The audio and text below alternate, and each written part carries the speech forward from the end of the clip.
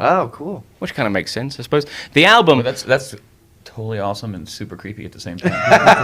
probably in your own private thoughts, that probably freaks you out occasionally. Puts the lotion in the basket. This album took quite a long time to write and record. When you finally had it done, when you were finally ready to give it up, was there still a sense that, well, we could probably do this, we could tweak that record? Did someone actually have to prize it out of your hands? Pretty much. Yeah, I remember. I don't think we've totally given it up yet until Yeah. it's out on the shelves, you know. Butch Vig was like, "Okay, boys, time to let it go." You know, I remember saying that. So, And what is that man like to work with? We hear the legend that is Butch Vig. Well, he puts his pants on one leg at a time, just like everyone else. Only when his pants are on, he makes hit records. What a great way to summarize a man. What a great way to summarize a producer. Is he the kind of guy, though, that actually, even though you've been doing this for as long as you've been doing it, can still tell a tale, and you can still be fascinated by what comes out of his mouth? Well, he's just a lover of music, you know, genuinely. And if you look at the records that he's done, it's obvious he has great musical taste, and he only works on the stuff he really wants to. And he's just got a great work ethic.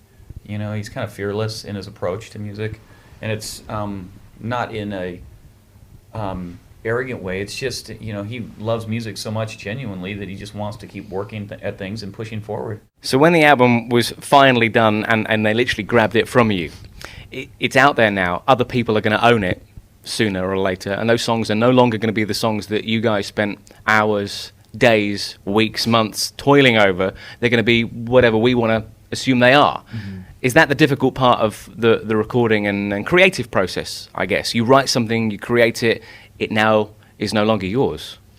I think the writing it part's a little harder. yeah, I think writing is a little harder. I'm really excited about letting it go and seeing what happens, because like so far the reaction's been, I mean, it's been great. You know, I think that was like the nerve-wracking part, is we were like, are people gonna dig it? You know, it's like you kind of go through, like, you're not really thinking about like what people are gonna think until when you're actually finished with it, and you go through this stage where you're like, holy shit, we're gonna like put this record out now, and then that week passes, and then it's like, okay, now you're ready to just kind of throw it out there, and it's like, but you're right, because it doesn't belong to you anymore. It belongs to the fans, and people are gonna interpret it in their own lives in their own way.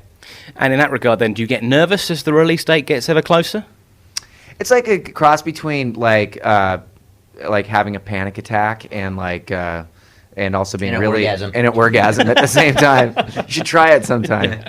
And obviously these songs being played live on this massive tour, and we'll talk about the tour a little later, is something that I suppose you have to concentrate on as well, because there you are, you've recorded these songs in the studio and spent, you know, however long you have tweaking the songs and getting them right, but then playing them live in a concert is something very different. How long does it take to get the live show ready when you've got the new album almost ready to go? 5 practices. Yeah. Seriously? We only had a handful of practices, you know, after we finished the record, and we were kind of looking at each other going, you know, I don't think we really want to sit here and stare at each other playing these, so we booked a series of small, just sporadic shows in the Bay Area. We played 3 400-person venues, and then we got to play the record front to back at a venue called the Fox Theater in Oakland, and it was that was pretty awesome. You know, it gives it a purpose, you know. We're playing with our fans and our friends. We're having fun, and at that point, you just get to, I don't know. Yeah, it also is like, you better be good too. Yeah. Does it ever actually feel like a proper job, though, doing what you do? No, not No. really. No. No. It makes you tired. Yeah. It's like that's the one thing that it does do. But as far as like a proper job, like a jobby job, that's not really. It's like Blow job. What was the hardest song to write on 21st Century Breakdown, asks Amy from, is it Saugus in California? Saugus? Saugus. Saugus. Saugus in California. What was the hardest song to write on 21st Century Breakdown?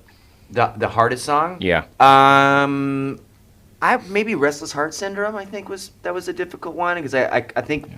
It's sometimes a melody will hit me and I won't. It's like I don't want to write that right now. But then you're forced to write it and get the lyrics out and stuff like that. But I think that was the hardest song. And how do you sort of cope with maybe writer's block? I interviewed Dan Brown yesterday for Angels and Demons, and he says he has these boots that he sits in and he hangs upside down, and that helps cure writer's block. It seems to work for him. He's sold a few books. I have these books that I read, and they inspire me to write other books. The book I read is called How to Write a Book By Dan Brown. for But Dummies. what do you do? I think you just go in and kind of throw, you just make it simple.